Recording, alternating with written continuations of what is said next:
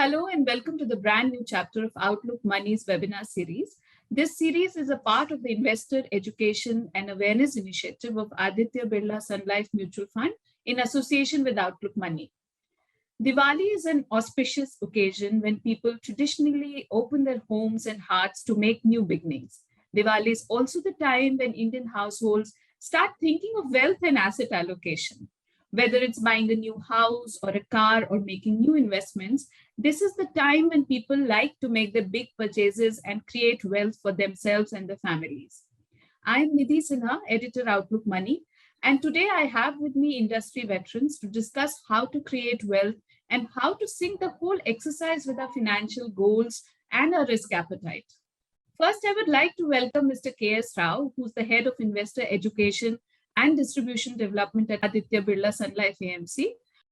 Mr. Rao's mission is to take financial literacy and investor education to various demographic segments across geographies to inculcate savings habits.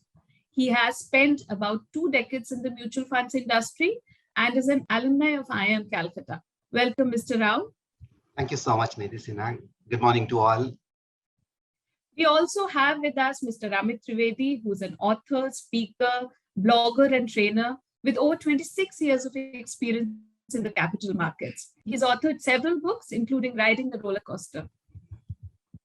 The third expert joining us today is Mr. Suresh Sadagopal, who's a SEBI-registered investment advisor, certified financial planner, and founder of Ladder 7 Financial Advisories. He founded the Financial Planners Guild in 2010 in India and was also a founding member of the Association of Registered Investment Advisors. So let's get started with today's discussion. My first question is to Mr. Rao. Mr. Rao, Diwali is that auspicious occasion when most Indians traditionally worship the goddess of wealth, Lakshmi. How do you define wealth creation? Thank you so much, Nidhi ji, and good morning to all. I wish you all very happy Diwali. Indeed, it's an honor to be here on this occasion with the enlightened panel, and it's glad. And incidentally, today it's a wealth creation. We are talking about wealth is Nidhi, right? It's a creation. It's fabulous to have Nidhi ji to start this session. And, thank you so much. Yeah.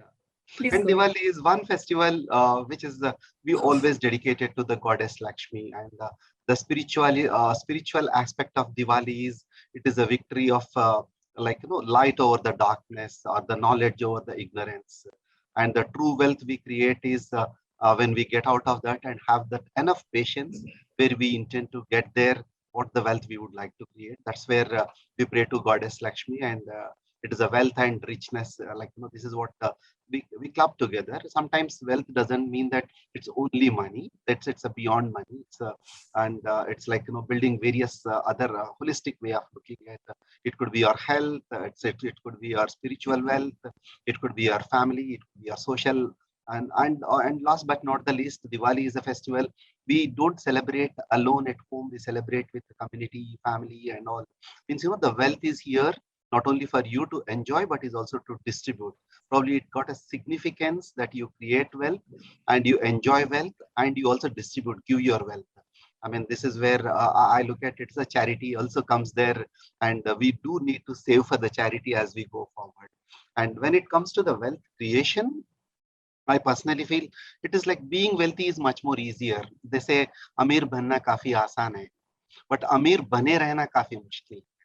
And for that, we need people like Suresh ji to help us. That 7 ladders where we can step up. And one is saving rightly, investing appropriately, and stepping up our investment. And remaining wealthy is equally important. When it's it's a wealth protection. It's about how I can protect the purchasing power of my wealth. Today I may have a crore of rupees, but that is not having the equal value after 5 years. Then I need to protect it. I mean, that's the first part of it. Second, protection alone is not sufficient. I need to enhance it so that I can meet my all the expenses. I need to invest it rightly.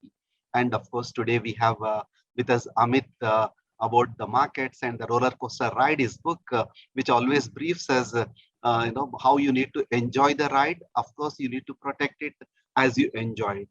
And last but not the least, the rise in the purchasing power I mean, can I get my wealth meeting all my investment requirements, all my future requirements available to me? That is a true wealth for us. Otherwise, just to sum it up, wealth creation is one, your structured way of investing and staying invested, and making that wealth working for you. And last but not the least, as I said, philanthropy, which I always tell people, all of us who can afford to give it to someone, that is the time where we need to look at that way. That is a broad wealth creation, and it goes well with a Diwali, because you not only light the lamp, but you also spread, give it to someone, you celebrate with the sweets. That's where you create your wealth to someone, to give it to someone. Absolutely, Mr. Rao. Philanthropy is in fact a big part of Diwali. The way people conduct Diwali, it is a big part of wealth creation and also giving. At the same time, those are two parts of the traditional coin that we have, so to say. So let me come to Mr. Trivedi now.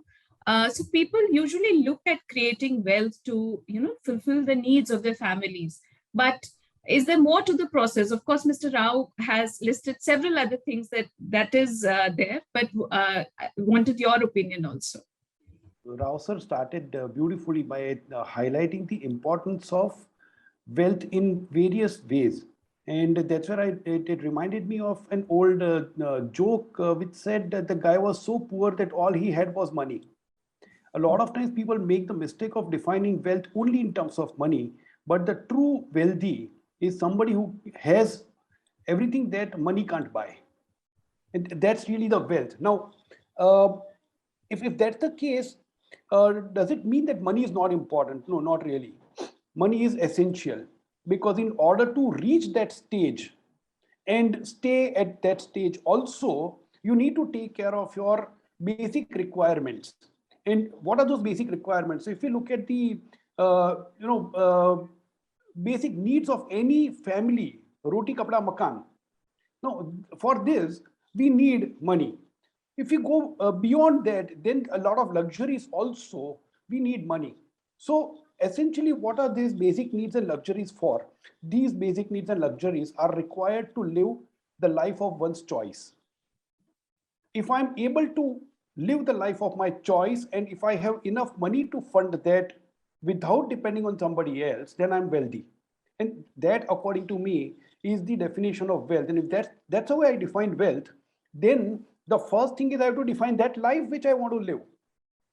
And that's why the first step in the process is to identify my targets, my lakshya, my goals. And incidentally, the goddess Lakshmi and lakshya both seem to have the same root. So if I decide the target and then I plan to have the wealth, create the wealth. So that's first step. Once I've done that, then I need to take care of a lot of potential uncertainties on the path of wealth creation. And once those things are taken care of, it's like when I start a long journey, I may have the best of the cars, the fastest of the cars, but I need a seat belt. I need the brakes in the car. So those things are required in order to ensure that I don't meet with those accidents, or even if there is an accident, the impact on me is the least. Yeah. So these are some of the basic steps to create wealth. And for that, there is a process: define your goals, take care of the short-term contingencies or the risks, and then plan your investments that help you step by step reach closer to your wealth creation goal. Right, Mr. Trivedi, that as you aptly put it, there is a relation between Lakshmi and Lakshya, and those have to be in sync. So that brings me to Mr. Sadagopan. And so what is the path to wealth creation, or is there really one? And, when we talk about wealth creation and financial planning, are they one and the same thing, or are there subtle differences? So let me answer the question number one. What is the path to wealth creation? See, actually, wealth creation is, that is the broad thing we talk about. And most of the people actually think that wealth creation, for wealth creation, you have to invest in products which gives amazing return or double-digit return. But actually, that is actually far from the truth. So ultimately, we have goals. We need to meet our goals. we need to meet our current expenses, and over a period of time, we need to create enough wealth for our retirement phase and for the future. I mean, the future means we may want to do philanthropy, like Mr. Rao was mentioning, now and in the years ahead. And at the same time, we also may want to pass a legacy. So the wealth creation objective is an ongoing objective. It is not like I have say target like 1 crore or 2 crores or something like that. So, and what is the path towards wealth creation? The path is actually very, very simple.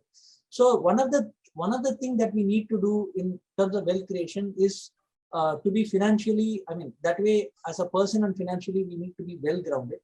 We need to be disciplined. We need to be, control the things which we can control, like our expenses, and we need to give a thought on our goals. So these are the controllables. A lot of times we tend to think about the stock market, the economy, and a lot of other things which we don't have any control over. So the point is, we have to have we have to very, very clearly have our hand on the things that we can control, and then we have to move ahead. So the second thing is, our wealth creation and financial planning one and the same thing? Actually, these are related, they are not one and the same thing. As far as financial planning is concerned, it is something that we do for a person or a family to achieve all the things that they want to achieve, maybe the goals or maybe some objectives, targets, in the time frames that they want. So as long as we agree that these things are achievable goals, and as long as we are interested in meeting those goals, so then we have to put a plan together, a financial architecture together to meet those goals. Now, basically, because of financial planning, we do wealth creation, not the other way around. And financial planning is very, very important, irrespective of whether a person is wealthy, not wealthy, whichever way. In fact, if the person is not really that very wealthy, financial planning is even more required, because the margin for error is that much less. So, it is not really different, but one will lead to the other. Proper financial planning will lead to appropriate wealth creation for a person. Right, Mr. Sadagopan, I completely agree with that. And, wealth creation and financial planning definitely go hand in hand. But I would just, take that question a little further and put it to Mr. Rao, that, once, suppose you have a set of financial goals and you are, you've saved enough to kind of, or you have a plan in place where you know that they are achievable. And still, do you think there is a further scope of wealth creation? Can you go forward on that path? And how do you do that? Thank you so much, Nidhi ji, for this question. And I will go back where Mr. Suresh ji was talking about on the financial plan. It's like, today we are talking about path to prosperity. And this path is something, financial planning will giving that path. And prosperity could be the end goal of your wealth creation. And it's like, to put it, I have financial goals and I have planned to reach those goals. Then how I can, once I plan it alone is not sufficient, then I am investing according to that which fits to the plan. And this is where we can reach to the goal. When, I used to tell in my own style of acronyms, the governing rules of wealth creation is nothing but a 4G. The 4G network kind of, what we use. The first G is you get your money. That is you earn. And that money, what you're getting, you need to grow your money. This is where your plan and investments are happening. And not growing alone is not sufficient. You need to guard your money. One is to protect against the inflation and protect for yourself with the insurance kind of it. That's a third G. And the fourth G is, as I earlier said, you need to give back this money. It's like none of us can carry back. Either I need to give to the children or the church or to the mosque or to the society. You need to give back this money. How these 4 Gs can, like in this path, it is like when I take my travel, now I put my GPS, this is the prosperity I need to reach. This is my samriddhi where I need to reach. And in the processes, when I travel, the travel is not always the same and my GPS reroutes to me. There is a market correction or there could be a change. There could be a pandemic which is coming in. Then I need to either delay my travel or I need to reroute, and so that I can accelerate my plan. Then what is those things to look at? I look at few steps where we can look at. The first is, as Suresh ji said rightly, set those right goals. We most of the times we set the goals, but are they right? And then are you investing the money according to your goals? I mean, most of the times we invest at hack. And last few years, I remember last year when we were doing with Outlook Money, the BSE Sensex was somewhere at 43,000. And that is the time we have seen one question from the participant. It is at the all-time high. What shall we do? And and none of us can say now, you reach to 60, and of course, I mean, we are trading around 60. Then how you need to look, how you need to invest and invest it rightly for your goals. And at this point of the time, diversifying your portfolio. I remember Amit ji was answered one question at that point of the time. That is the time gold was a little preferred asset class, and later correction started coming. And people are asking, how do I invest my money into the gold? And we were doing Dhanteras. I mean, incidentally, now again Dhanteras, and today I can invest in the gold. And that is where you need to invest. The right asset allocation is the right. And also, I have seen people, these are the financial goals we talk about, mutual funds and investment.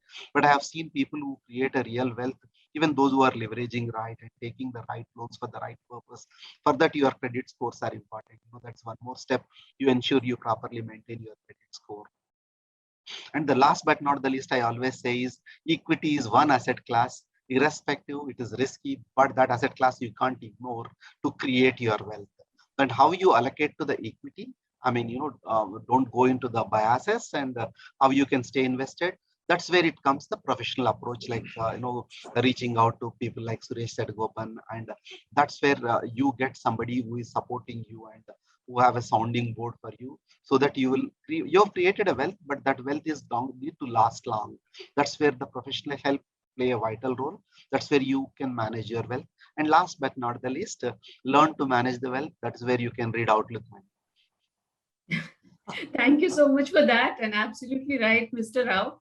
And actually, while you were talking about equity, that makes it very pertinent to ask that does the risk appetite play a role even at this level when it comes to wealth creation beyond financial goals? I understand that some of the risk appetite has to be tied in with the financial goals, but even when it comes to overall wealth creation. So, Mr. Trivedi, how does risk appetite play a role at that level, and how important is insurance for wealth creation? Wonderful. That's a brilliant question. And let me break the risk into two parts, the way the typical textbook would define.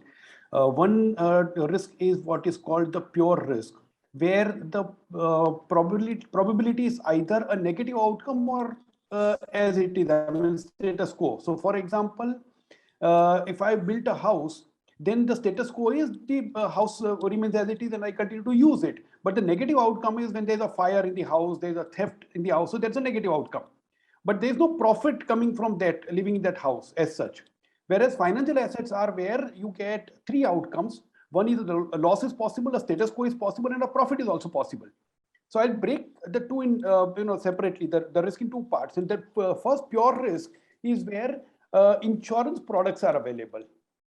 So there are insurance products against, let's say, damage to house property, for example, or if there is a health condition and then somebody is hospitalized or falls sick or meets with some, certain types of illnesses like kidney failure or something of that sort, then there are insurance products available to financially protect the individual or the family. When a life is lost, then again, especially the earning member's life results into financial loss to the family.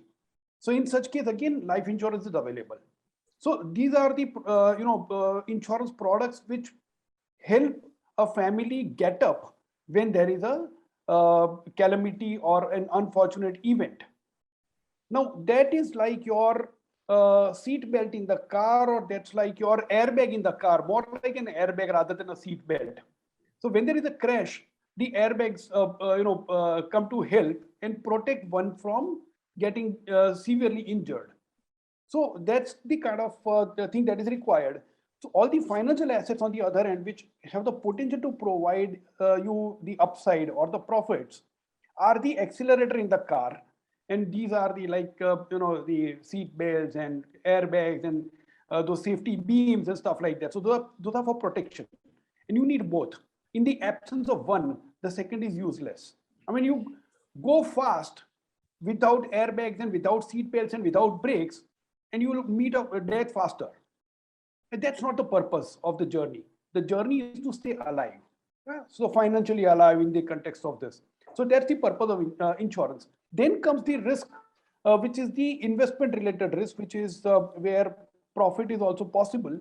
Now there one needs to take a call, because though a lot of people come and ask in various public fora or meetings, give me something that is safe, but I want high returns. Now that's, I mean, it's like finding a Yeti in the Himalayas. I mean, you hear about him, but you don't find one. These are fiction. If it is safe, don't expect high profits. If you're expecting profits, it is not 100% safe. So the equation is that simple. Having said that, even when something is absolutely safe, there also one runs the risk of losing the purchasing power, because the inflation beats the return of that safe product. So eventually you got a risk. The sum and substance of all these things is there is nothing called risk-free. And if there is nothing called risk-free, all you need to do is to choose which risks to take and how much to take. That's where understanding one's risk appetite becomes critical, and that process helps in choosing what kind of risks that one needs to take and how much. So how do you come to that risk appetite question? Ask 3 questions. Number 1, do you need to take risk? The need to take risk arises when, in order to meet your goals, you need to earn more than inflation. That's your need to take risk. Do you have the ability to take risk? The financial ability, which means if you got more resources than you need, then your ability goes up. If your resources are limited, then your ability goes down, or your time horizon is long, your ability goes up. If your goal is very short, then your ability goes down. So stuff like that. And third is your willingness to take risk. Are you willing to take risk? So yesterday I was talking to an investor, just an informal chat, somebody known. And this person said, while my husband takes care of my investments and puts money in stocks and mutual funds, whatever little control I have, I only buy fixed deposits. And then this person was getting defensive. I said, there's no point in getting defensive. Eventually, after investing your money, if you lose the sleep at night, then that investment is not useful. And that's where the willingness question comes in. Are you willing to handle that risk or not? So ask these 3 questions: need, ability, and willingness. And you'll broadly get an idea of your risk appetite. And then align your portfolio in line with that. So that's the way you manage. So insurance and understanding one's risk profile both play a vital role in the path to wealth creation.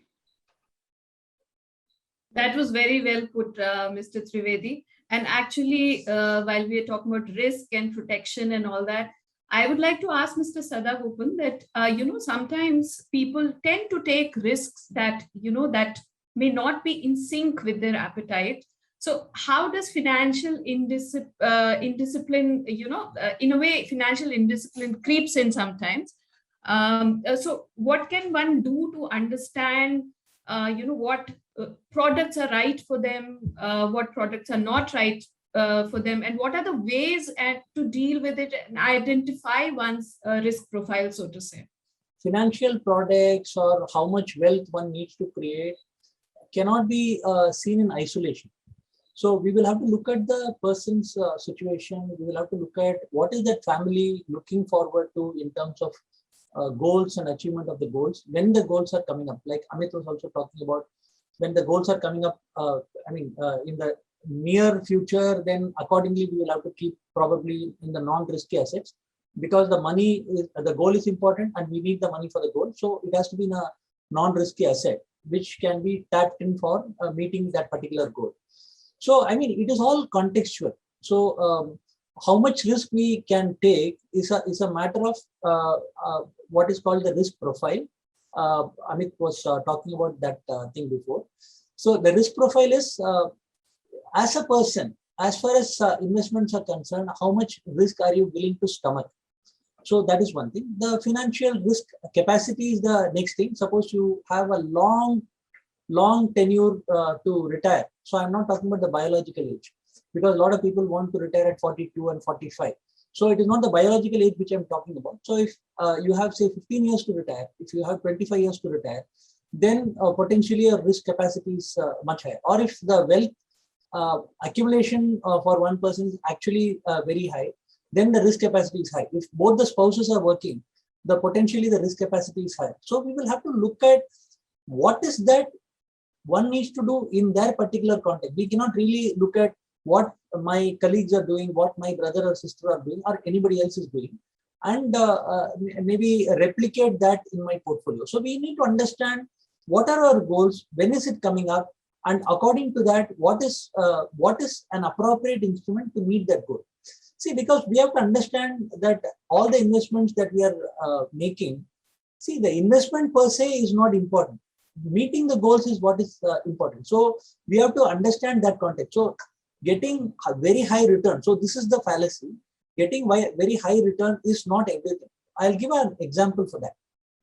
A lot of people had invested some years back in a property, because at one point in time property was doing well, thinking that will come in handy for their children's education. Okay, I actually had a case about say 3 to 4 years back. That gentleman from the north area had called up. Delhi region had called up, and he said, I have so many properties, but I'm not able to liquidate any of them, and I want to take a loan. So in that context, he was actually talking to me as a financial advisor. So this kind of a thing is the typical mismatch which happens when people do not understand what is that they require in their situation, and they go after returns to the exclusion of everything else. So returns are important, but we will have to look at the goals and the kind of risk we are taking, and we will have to be fine with the investment returns that we are dealing with.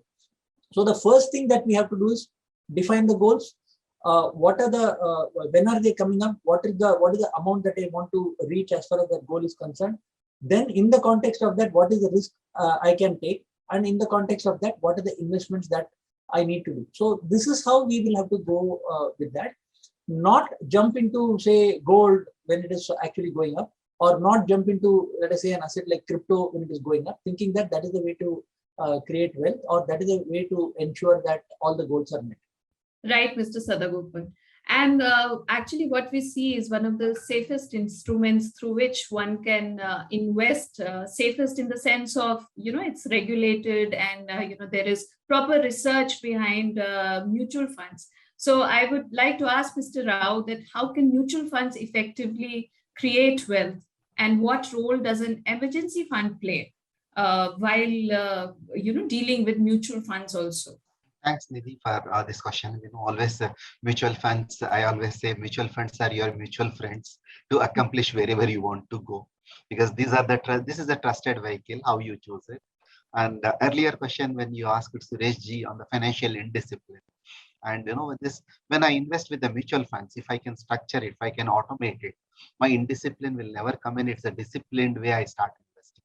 That's where that can create a lot of wealth for me, because I am automating my savings. And this is a simple tool of SIP, which is of the mutual funds. Any one of us who can put it. That's where I can see, few lakhs of people or crores of people who are looking at SIP is the way they created a wealth over a period. That's clearly shows. But the right way I look at is, once you have your financial planner and once you have done your goals, have a separate portfolio for each of these goals, so that you will not deviate from you are creating the wealth. You are not you are not damaging yourself. And when it comes to emergency fund, the question which you are putting it is emergency fund. Like earlier Amit ji was talking about accelerator and brake, and emergency fund I always look at like a spare wheel fund. You don't need to use it, but you need to have it so that you in the breakdown you have this. It could be last pandemic. We have seen many of people who lost their jobs, or there is a cut in salaries and there are no increments. That is the time this money which is available to you, so that you are not breaking your long-term goals and long-term investments, and you are using this emergency, the spare wheel at that point of the time. But the once that job is done, you take back the spare wheel and put it back so that your emergency fund you are recouping and your journey starts in, like, somebody has last 6 months of the job, then 6 months he is using this money, then he is getting back to that. Means emergency fund is serving a purpose which is helping you not to disturb your other wealth creation goals which are happening. If you are not having an emergency fund, the typical case which we have seen in the last 18 months for many of the people, they have to redeem their long-term money. For example, someone in the last year, this August or the last Diwali period or before, and somebody has disinvested because not having an emergency fund. Imagine they lost the opportunity of create a wealth to the tune of 50 to 60% of the corpus. It's a substantial wealth you would have lost it. And emergency fund is serving a purpose. It may not be earning money to you on month. It could be a 3%, 4%. Never look at emergency fund, what kind of return you are getting it. But emergency fund, how it is serving you in the long run. It is like, it is helping you, your wealth intact and your other goals are intact. I personally feel all of us, who are looking at any of the financial goals, first create your emergency fund, then start with others. We do this, we go to the army Jawan's place, Fauji camps, we do it. And there is one thing I found when we do this program called Fauji Nivesh. Most of our Jawan boys, it's as they go to their hometowns. At the time when they go to hometowns once in 2 years, they have a habit of withdrawing their provident fund. There is a provision available to them that they can take a temporary loan from the provident fund and they can invest. They can take back. And most of the times they withdraw this money and they will never come back. That money they have to give back at home and they will come. This is a provident fund. We call it a Bhavishya Nidhi, and they are taking out. And when we understood this, we started telling them, if you start even 2,000 rupees SIP in the liquid fund, in a 24 months, it's becoming 48,000 rupees. Most of the times they have seen 36 to 40,000 they take back home, taking the loan from the provident fund. And this has helped, most of them now they started their emergency fund into the liquid fund. And today, the places, I think, I myself visited to 63 cantonments. And these places, people started looking liquid fund as a tool, and this is an emergency fund. The provident fund remains as a provident fund. It's a future requirement. This is a small thing all of us can ensure. And here comes the previous question of Sedagopans is financial indiscipline is dangerous. Have that financial discipline. Right, Mr. Rao. So, Mr. Trivedi, I'll put the next question to you. Actually, we were talking about equities last time also. So there is a lot of buzz about equities right now. As Mr. Rao said, last year we were at 40,000. Now we have crossed 60,000. And, we don't know whether this is going to stop as of now or so there's a lot of interest, especially among youngsters, among all age groups, actually, for investing in direct equities. But do you think that's the right tool, or is it better to stick with mutual funds where there are professionals managing the research and everything? So, Nidhi, you're absolutely right. If you look at the number of new accounts being opened with the stockbrokers or the depositories, that trend has suddenly gone up faster than the Sensex or Nifty's rise. And that to an extent looks good that the financial assets are reaching more number of people. But on the other hand, it also is scary because if the financial investments are made without proper understanding, there's an issue. So let me just look at mutual funds versus directly buying stocks. Again, using the journey analogy, that if I were to travel from, let's say, Mumbai to Delhi, I can take out my car and self-drive it myself. And that will be a lot of fun because I've got all the controls in my head. I can decide when to start, when to stop, what speed to go, which road to take. I can take detour. I can increase the speed, decrease the speed as per my will. And there's so much flexibility. So if I enjoy driving, it really works wonders in my favor. However, there are a few conditions that must be met. Condition number one, I must know how to drive a car. And that's basic, because without that, I won't even get a license. But I must know how to drive. Knowing the theory of driving is not enough. The practical aspects of driving are equally important. So that's number one. Number two, while I'm driving, my entire focus must be on the task of driving If I feel like reading the newspaper while driving, one thing is guaranteed, tomorrow's newspaper will feature my photograph with nice words from a lot of friends. So I have to focus on the task of driving, which means I need to devote that time on driving. Number 3, one journey is fine, but if I have to take up that journey, let's say once every month, then I must also enjoy the task of driving. I must also be okay if the car breaks down. I have to get down and change the wheel. If there's a puncture, I have to do whatever it takes. So all those tasks, associated, affiliated tasks, are also part of the job, and I cannot complain that I don't want to do this. I've got to do that because I've taken up a task. And the 4th, I must have enough money to afford a car. Now, if all these 4 conditions are met, then taking my car and driving it myself is a lot of fun. Use it in the context of equity investing, and direct equity investing is akin to taking my car from Bombay to Delhi on a regular basis. And remember, investing is not a one-time journey. We do it once every month at least, because we save on a monthly basis. And that's why I use that example. Now, if I have to do that, then first of all, I need to know. Now, this need to know how to invest. And it's not as easy as getting onto an, there are a few ads which tend to be a little irresponsible. I don't want to get into that, but simply being able to transact fast is not equivalent of making money in the equity world. The two are very, very different things. It's like boarding a train versus boarding a wrong train. Okay, the boarding a train is very easy, but first you need to know your journey plan. So now, do I know how to invest? Recently, I got a request from somebody, and because I'm a trainer, I got a request for training that a certain group of people, last year they started investing in equity. Now they want to understand how to invest in equity. I said, wonderful. It's like a student appeared in the examination last year, and now he's asking, what is the syllabus? And those kids are smarter. They look at the syllabus before signing up for the exam, right? Here we write the paper and then worry about the syllabus. So know what you are getting into. And what you are getting into means, please understand the potential downsides. Investment business is a risk management business. If you manage the risk well, the asset class will deliver the returns. But if you don't understand the risk, you will lose your capital and more. Okay, so that's one. Number 2, do you enjoy that task and the paperwork, filing the tax returns and stuff like that? Number 3, you need to devote time. Do you read the balance sheets of companies before buying a stock?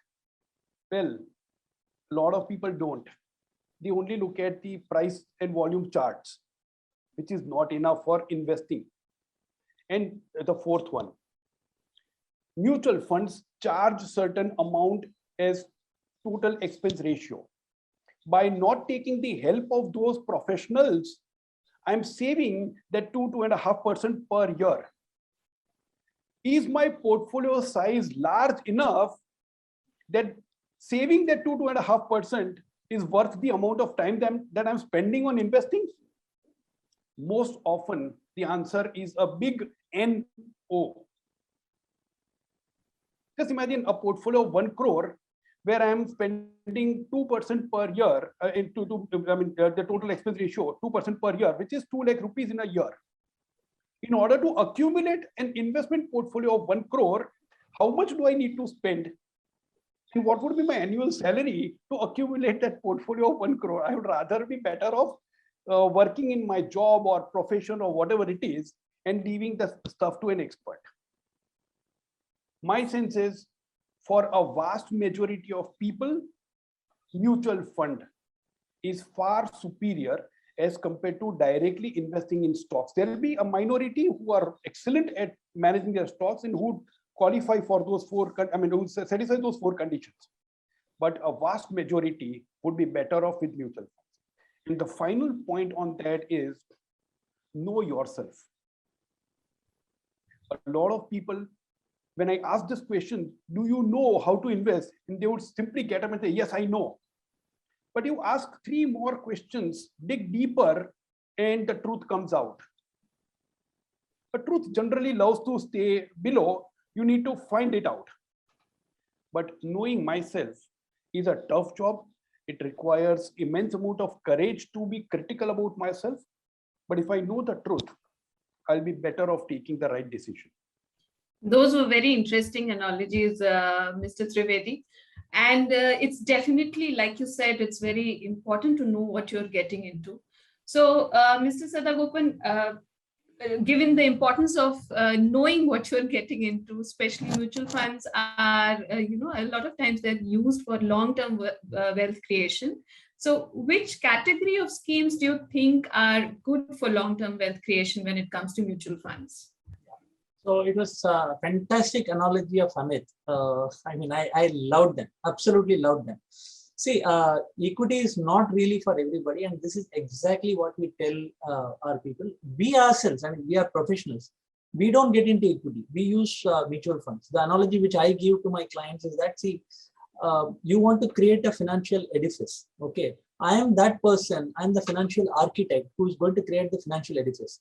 There are lots of professionals out there who will make the windows, who will make the bricks, who will make whatever else I want to create that financial edifice. So why should I reinvent the wheel? It's all available. Mutual fund is one of those, you can say, products which is available, the brick which is available to construct my financial edifice. And the financial edifice which we are creating for our client is going to be different. But the products are all available out there. So there are professionals out there, hundreds of them are out there, who are managing that quite well. And like Amit was saying, at maybe 1.5%, 2%, they are doing that job. Now, 1.5% or 2% may look like a lot. But actually, the question to ask is, do we first and foremost have the time?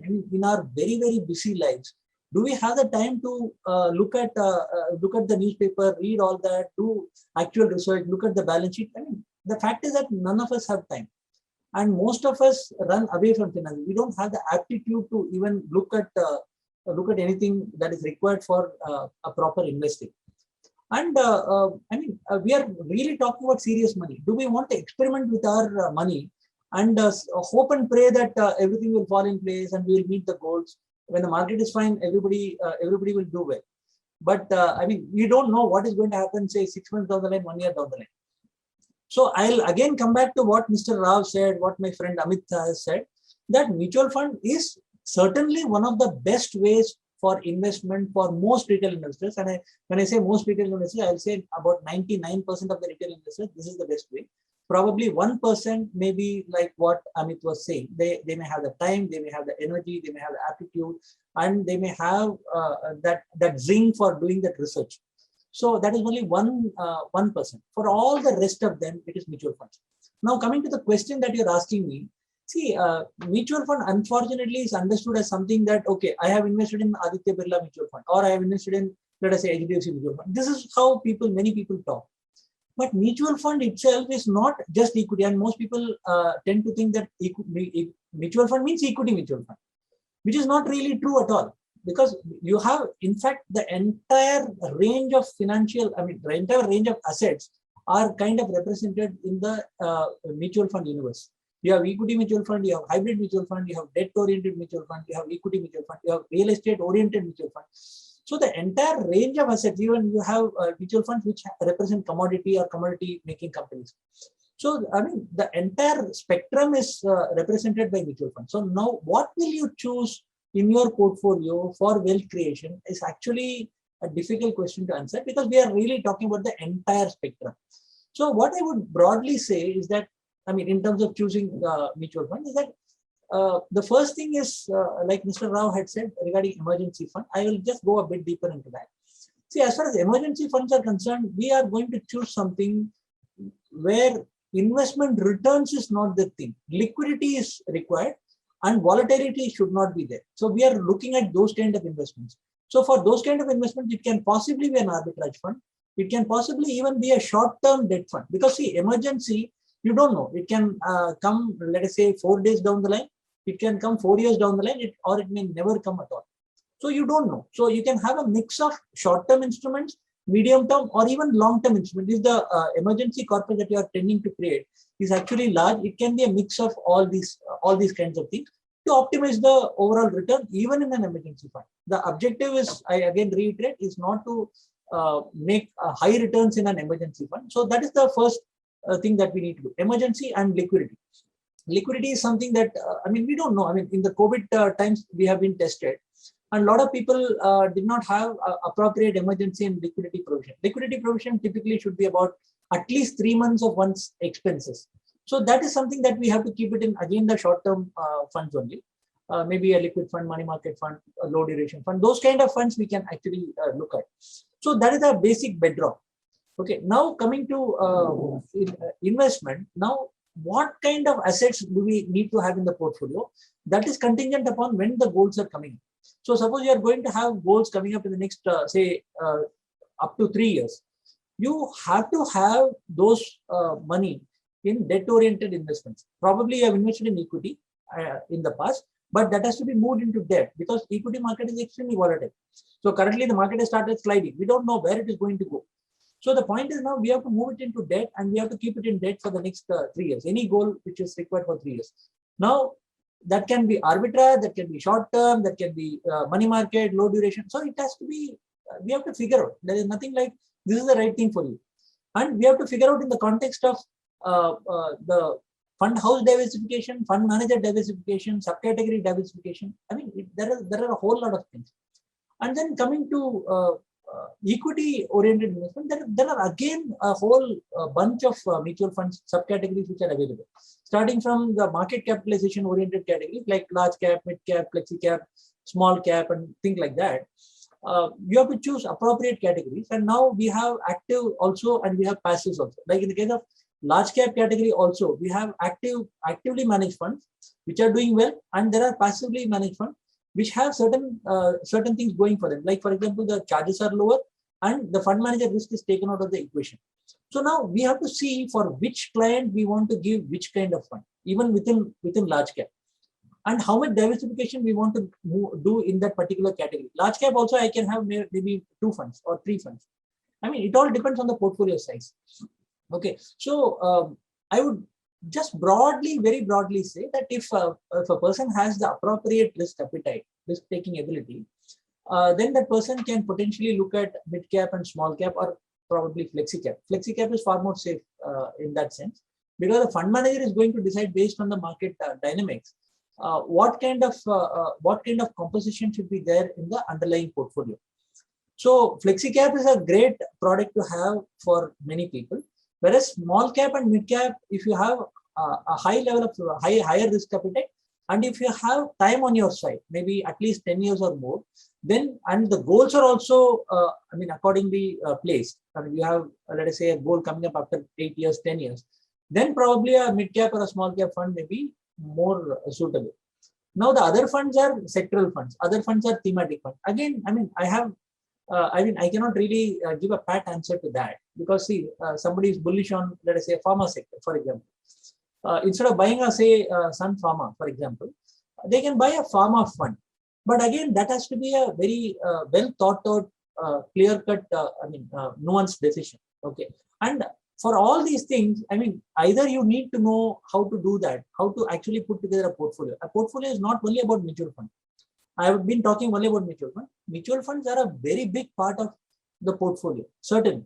But you also have a PPF, Employee Provident Fund, Small Savings Scheme, Sukanya Samriddhi for people who are in that phase of life, Senior Citizen Savings Scheme.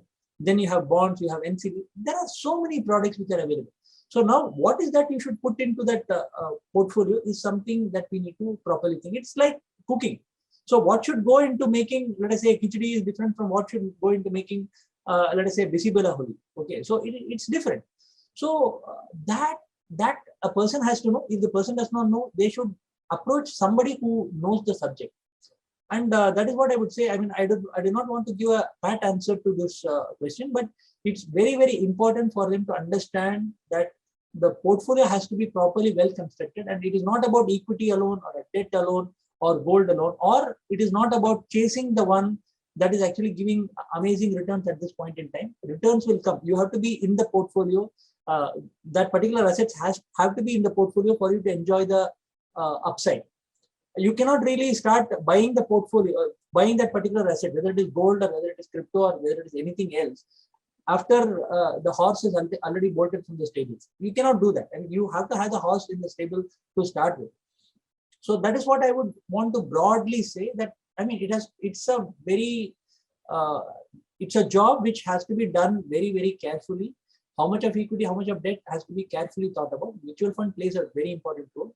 Which categories I've already talked about. Gold is also, last thing which I want to say, gold is also another asset which people should have in their portfolio. I would suggest anything between 5 to 10% in the portfolio. But one thing I want to say as far as gold is concerned, gold is a strategic asset class. It is uncorrelated for the large part with currency, with equity, and even with the economy. When the economy does badly, gold does well, typically. Okay. So the point is, now, if a person is going into gold, they should be willing to hold on to gold investments in whatever form, whether it is sovereign gold bond, whether it is a gold ETF or any other thing. They should be willing to hold on to it for years together, like decades together, like in the case of a property. So assuming that they are willing to do that, whether it gives 3% return or a 12% return, gold is a fantastic investment to have in the portfolio. It's a good stabilizer in the portfolio. There are a lot of research papers which to show that a certain amount of gold in the portfolio is a good stabilizer in the portfolio. So we have to look at all the asset classes together, probably through the medium of mutual fund, because it is very, very liquid, probably through the medium of mutual fund to construct a appropriate portfolio for an investment. Absolutely, Mr. Sadagopan, you've rightly pointed out the importance of asset allocation. And the good part, of course, is that this asset allocation can also be followed up through mutual funds. So, but all mutual funds may not give the best results, even if you reach the right category, so to say. So, Mr. Rao, what are the things that one should consider when choosing a mutual fund? This is the path, and it's a road you are going to travel if your financial goals. I mean, it's a very short term. I mean, if I have to take my travel from my house to the vegetable market, I mean, I can't use the wrong vehicle. I mean, what vehicle I use is either I use my two-wheeler or my bicycle, or I walk down, or from my place to my office, it could be a 10 kilometers. Again, I can use either a local transport or I can use my car. But if I have to travel to Mumbai and Delhi, and I use my, I'll take my flight booking and I come there. Is the investment vehicle which I choose, depending on the time horizon, is undergoing change. And that's where whether investment vehicle, you choose right vehicle. As earlier Suresh said, for my short term, I need to be as safest as possible. Can I put it into it? And it's a medium term, it could be a 3 years period of time.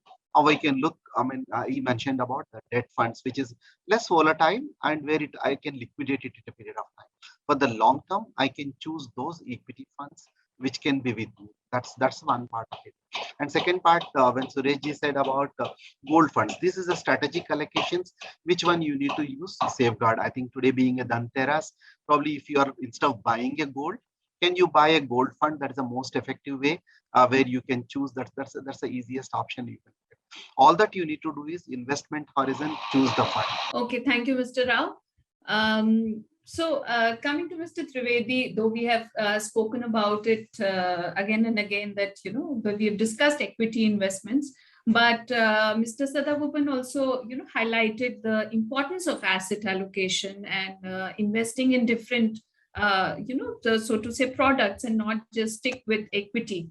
What are your views on that? Should one just think of equity for wealth creation, or asset allocation is the right way to go ahead? A question that keeps coming again and again, and a lot of times people look at the return potential of an asset class to determine whether this particular asset is suitable for wealth creation or not. And a lot of times you've seen the discussions where there are votes in favor of gold, there are votes in favor of real estate, or votes in favor of equity. Very, very often the voting keeps changing. But the fundamental nature of various asset categories have to be seen. And within that, equity has the potential to deliver inflation-beating returns while at the same time being risky in the short term. And by risky, I mean the prices fluctuate wildly and often in a manner that is difficult to explain for anybody without the benefit of hindsight. I mean, I can always do a post-mortem, but the diagnosis of volatility is impossible, that whether the price will go up or not. Now, if that's the case, what do? And this is where asset allocation plays a key role. Both Suresh and Rao sir did highlight how to take care of that asset allocation equation. But I'll go back to the travel analogy. Incidentally, I've been using the travel analogy today a lot. So I'll continue with that. And borrowing from what Rao sir was mentioning. See, in my house, if I have to go from my living room to the dining room, I don't need a vehicle. I can simply walk. That's like when I've got a goal which is 1 week from now, I can keep the cash in hand. I don't need to worry about investing. I don't need a vehicle.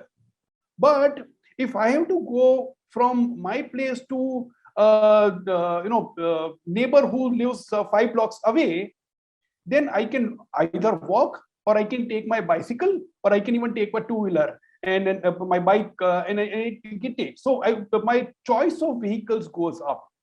But if I were to travel from my residence in Mumbai to a friend who lives in Gurgaon, now look at the combination of vehicles that I need to use. From my house, I walk up to the lift elevator, and then I take the lift and go down. Then from there, I walk up to the car. I get into a car or a taxi, which takes me to the airport. Then again, I walk.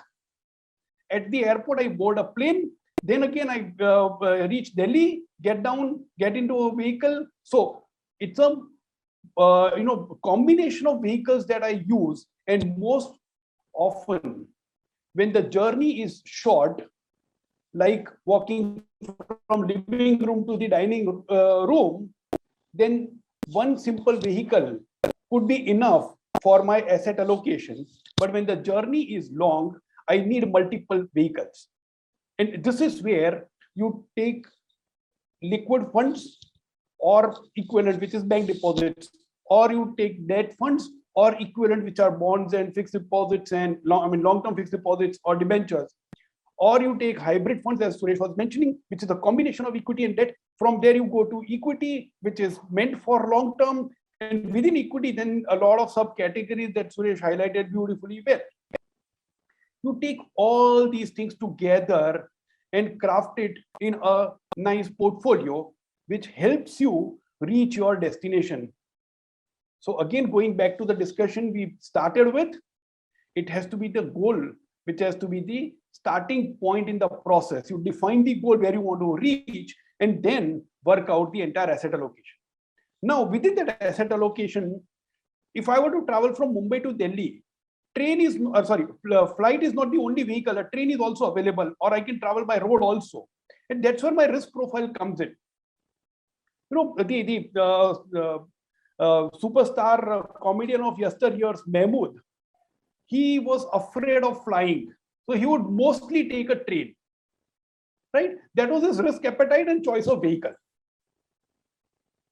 Now, that's where your risk appetite also comes in together and you decide. But all of us know the moment I take a train in comparison to a flight, my Mumbai to Delhi journey would become longer in terms of time. And that mental preparedness is equally important. Asset allocation is nothing but a process of allocating your investments across various asset categories or across various, equivalent of a vehicle, across various asset categories, so that your journey to your financial destination becomes smoother, comfortable, and more predictable. That's how asset allocation has to be done. So, but that brings me to a question, Mr. Sadagopan. We spoke about inflation, and there is a low interest rate scenario in the country right now. So, in this scenario, what are the instruments that can really help while keeping the asset allocation in mind? Because there are certain, your FDs are not giving inflation beating returns anymore. So, In this kind of scenario, what is the path to wealth creation, so to say, and what are the key things that we should keep in mind during the process of wealth creation overall?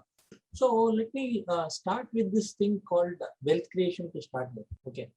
So as far as wealth creation is concerned, a lot of people tend to associate wealth creation with, building massive amount of wealth. So that is how it has been defined. Right in the beginning, Mr. Rao talked about not just financial wealth creation, but he talked about different dimensions of wealth. But I am going to focus only on the financial dimension. Other dimensions are equally important in my opinion, but I'm going to talk about only the wealth creation from the financial part. But even this is not properly understood. See, for the first question that we have to answer is, what is wealth creation? Why are we trying to create wealth? And how much wealth do we want to create? And to what purpose?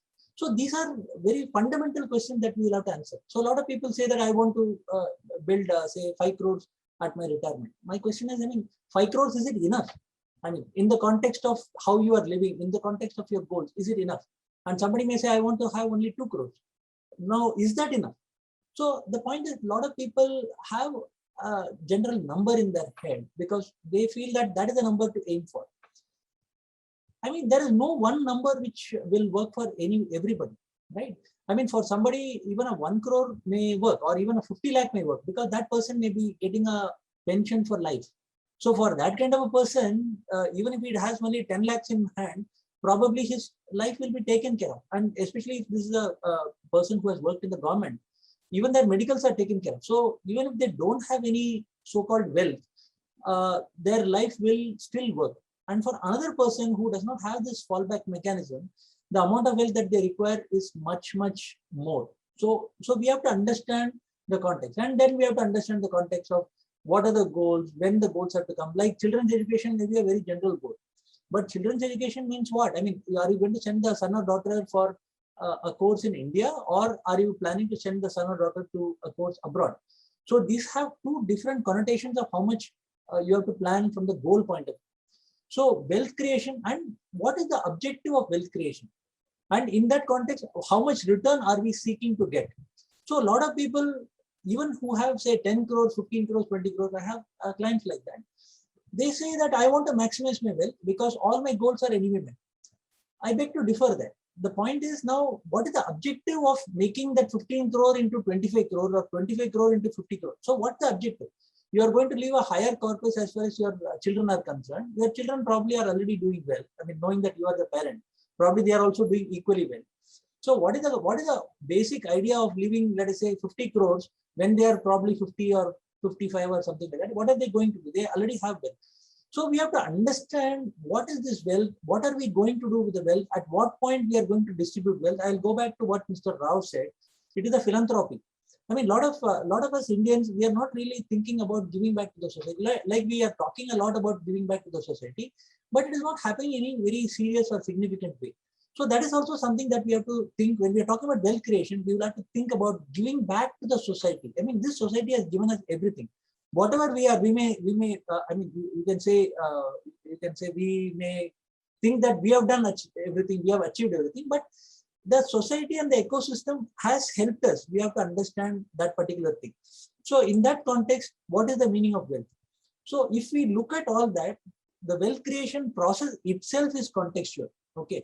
So now we have to look at what instruments we want to choose. So now, depending on the goals, depending on the asset allocation that we have chosen, it has to be a appropriate mix of equity related vehicles, like Amit had also given an analogy. The longer the duration, the more different kinds of instruments may be required to achieve that wealth.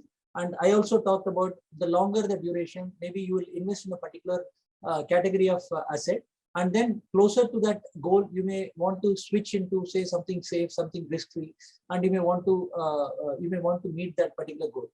So now, actually speaking, it cannot be only equity or it cannot be only property. These are assets which can potentially give very high returns. And in the context of today's scenario, where the inflation is high and the fixed income instruments are giving low, it may look like properties or equity, and equity is doing well. So in that context, it may look like property or equity are the right instruments. But asset allocation can never ever be ignored because these two asset classes are typically very volatile. And we have to come to the appropriate level of equity and debt. And the current situation is an aberration. It will not ever be like this all the time. If you look at the history in India, you would always see that there is a positive real return even in the case of fixed income. So currently it may not be the case, but we will come back to that that scenario maybe a few months or a few years down the line. So is there a merit in considering fixed income instrument? There is definitely a merit in considering a fixed income instrument. Do we have to worry about the situation where probably there is no real return? Yes, we can worry about that a bit, but I think we should not change the asset allocation by much, because this situation over a period of time will also reverse. So the point is, I will just say, focus on your goals, focus on what you are creating wealth for, focus on, focus on discipline, focus on regularity of investment. And then, I would again say, focus on the philanthropic, the giving back aspect. So that's also, I wouldn't really worry too much about the low interest rate scenario at this point in time. I would largely ask my clients to continue in the investments where they are as per their risk appetite. Right, Mr. Sadagopan. So this was really a vibrant discussion with all of you, coming up with various interesting analogies and examples, and I'm sure it was really informative for our viewers. But before we conclude, I would request all of you to share any wealth management lessons that you have on the occasion of Diwali. We can start with Mr. Rao. Thank you so much, Nidhi. And first of all, thanks so much for a wonderful session, wonderful interaction. Probably I can say the biggest lesson is, I'll start with, rather than my lessons, the lessons I learned from Suresh and Amit Trivedi, both of them. Suresh he has written one wonderful book called If God is Your Financial Planner. I know this Diwali, take this as an occasion. Make sure you're hands on it and read it, because it's a prosperity consciousness, all that we need to bring and how you can make it. You learn a lot of lessons, not one lesson. And Amit has written many books, but one of those books which I write, which I love the most, is lessons from it's ICU. And we should never enter into the ICU. Learn from somebody who has already gone into the ICU, and then you can know how you can prevent that. These are the two lessons I feel more important than the lessons which I got it. And I always say, SIP is the way of life. That is, save wisely, invest rightly, and plan smartly. Then you are always there in the prosperity. Happy Diwali to everyone, and may Goddess Lakshmi bless this Diwali and many more Diwalis to come. And during Diwali, pre-Diwali, we clean up our portfolios, our houses. And probably this time we need to clean up our portfolios to make that lightening up of our portfolio, which can give all the light as we go forward. There is no darkness, and we fall prey to that. And also, Diwali is an occasion. You distribute sweets, and that's a cheering up yourself and bring the cheer in others. Is, as Sureshji said, is the philanthropy. And in fact, sorry I took a little longer time, but I say another way of SIP in the life is, you need to save for the savings, that is your liquid fund. You need to save, invest, that is I for your financial goals. The P is invest for philanthropy. Even that part of the money can go for contribution regularly. Thank you so much. That is a great takeaway, Mr. Rao. Coming to Mr. Trivedi. Thanks, Nidhi, for this wonderfully engaging discussion, and a good anchor plays a major role in making the discussion so enlightening. So on this occasion of Diwali, let me just draw some of the lessons from the festival of Diwali itself. What we do in during these days of Diwali, can we do it in our personal finances? So first of all, what we do is we do cleaning up of the house. We declutter the home. Look at your portfolio and declutter your portfolio. Make it simpler to manage. If there are too many things, cut down. Bring it to a manageable level. So declutter your portfolio is lesson number one. Lesson number two is, it's a festival of lights. We light diyas. Mr. Rao talked about reading certain books, or reading Outlook Money, for example. So increase your knowledge, learn the subject of money management, enlighten yourselves. The third is we do Lakshmi Pujan. Now, this Lakshmi Pujan is nothing but celebrating wealth. We've been blessed with whatever wealth we've got. Be grateful to God and the society for that, and celebrate that wealth that you've got.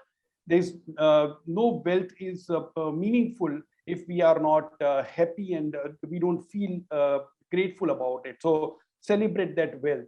And the last is again repeating what both Suresh and Rao sir mentioned. We distribute a lot of gifts, we distribute sweets, distribute your wealth, donate money, do some philanthropy, charity. So these are the 4 lessons according to me for Diwali. Thank you. Thank you, Mr. Trivedi. And as Mr. Trivedi rightly said, that it's important to read books, and especially written by Mr. Trivedi. Some of them are very, very informative and interestingly written, just like his analogies during our chat. And of course, pick up Outlook Money too. And in fact, we have a story going on decluttering your finances on the occasion of Diwali in the next issue. So with that, coming to Mr. Sadagopan, what are your lessons for our viewers? So thank you, Nidhi, for this wonderful session and for inviting me. Thank you, Aditya Birla, for Mr. Rao for inviting me to this session. I mean, I learned a lot from this session. So I'm sure the people who are in the audience, they will also learn a lot from this. I mean, it's a very simple session, but I think there are very wonderful takeaways. Both my friend Amit and Mr. Rao, they have come up with amazing analogies. I'm going to take, with their permission, I'm going to take some of the analogies and use it with my clients. So, I mean, very wonderful, wonderful stuff. Very simply put, but I mean, it directly connects with what we need to do as far as wealth creation, money, risk management. So those kind of things. So wonderful.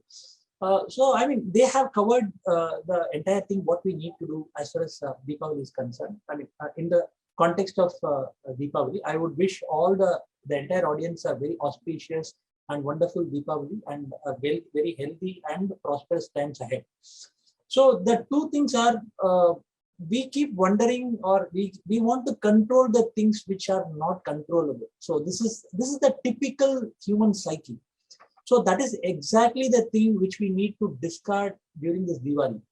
Okay, so what is not controllable? The stock market is not controllable. Okay, expenses, the inflation is not really controllable. I mean, you can make changes in your expenses, but the inflation itself is not really controllable. Your expenses are controllable. So the point is, we have to distinguish between what we can control and not worry about what we cannot control. The economy is not controllable. Whether there will be some war in some place, or whether the commodity price will spike because of that, is not controllable. So we have to make a clear distinction between what is controllable, what is not controllable. And in the context, I would say there are just 2 things that we have to look at in financial planning. Only 2 things.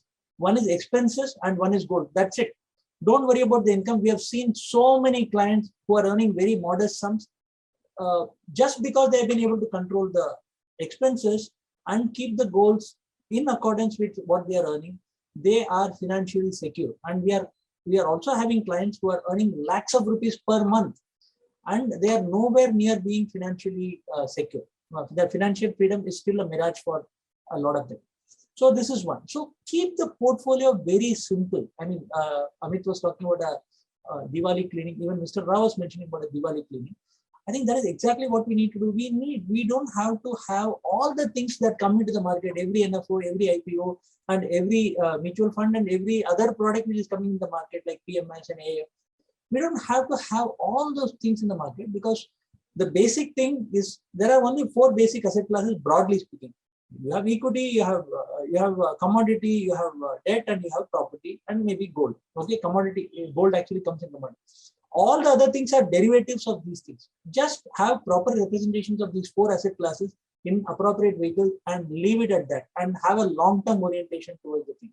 You don't have to keep on churning the portfolio. This is another fallacy with people. So this is time to discard that fallacy. A portfolio or a wealth creation is done over a long period of time. We all have an action bias. Okay, if you see the goalie, any football match, the chance of a penalty shootout going to the left-hand side or the right-hand side or in the middle is exactly the same.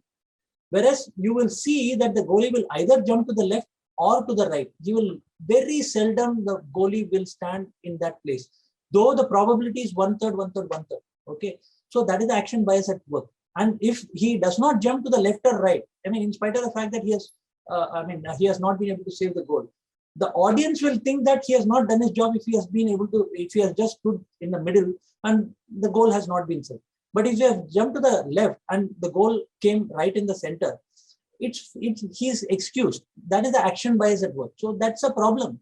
I mean, we have to understand that not doing anything is an action by itself. And we have to have tremendous amount of discipline to not do anything. And in the context of portfolios, not doing anything is actually a very positive decision. So those are the 2-3 things that I wanted to say. So thank you very much. Thank you, Mr. Sadagopan. Like Mr. Sadagopan said, that expenses and goals is what one should focus on, and financial discipline is something very, very important for all investors and all retail investors especially. So thank you all for such a great session. And on that note, wish you all a very happy Diwali. Have a good day. Thank you so much.